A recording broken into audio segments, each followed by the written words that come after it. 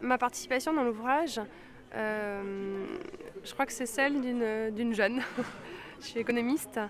J'ai refusé ce qui aurait pu m'être proposé de travailler dans un ministère ou d'avoir un parcours institutionnel ou reconnu dans une banque ou dans la finance pour me consacrer à une passion et un message que je sens en moi depuis très longtemps, qui est de dire on ne peut pas continuer dans le système économique de développement actuel. Et donc, étant animée par une passion des médias, j'ai choisi très tôt de me mettre à bloguer pour discuter, pour échanger. En fait, Internet, c'est un outil, il est rentré dans nos vies voilà, au milieu des années 90, il est rentré dans nos mains avec les tablettes, les smartphones. Là, très récemment, à l'échelle du développement de l'humanité, on va très vite sur le développement technologique. Donc pendant les premiers temps, on s'est replié derrière les écrans. On s'est approprié l'outil informatique avec cette tendance à échanger en réseau. Alors beaucoup parlaient de virtuel. Moi, j'étais plutôt pour une approche de dire finalement, ce sont des liens qui sont dématérialisés.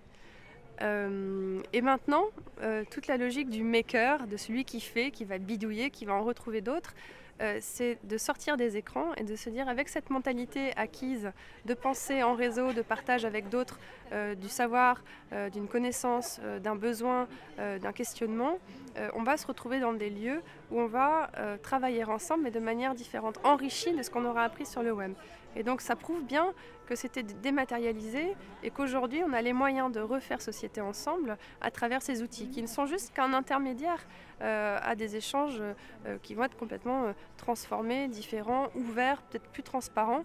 C'est tout ce qu'on observe dans les mouvements d'open data qui visent à ouvrir à plus de transparence des données, à des mouvements de Fab Lab, donc ces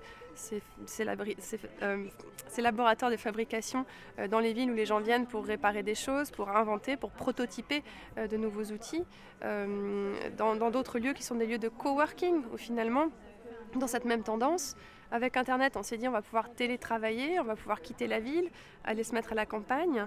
Et finalement, ceux qui ont fait ça se sont rendus compte que rester tout seul toute la journée derrière son écran, c'était quand même pas très confortable. Et on a créé ce qu'on appelle un tiers-lieu entre la maison et l'entreprise, où on peut se retrouver à plusieurs et échanger, travailler, mais faire aussi des rencontres. Donc on est dans cette phase aujourd'hui où on a eu cet attrait d'Internet et de ces nouveaux outils numériques et cette façon dont on refait société maintenant, concrètement, physiquement, dans les villes ou dans les milieux ruraux, de manière différente.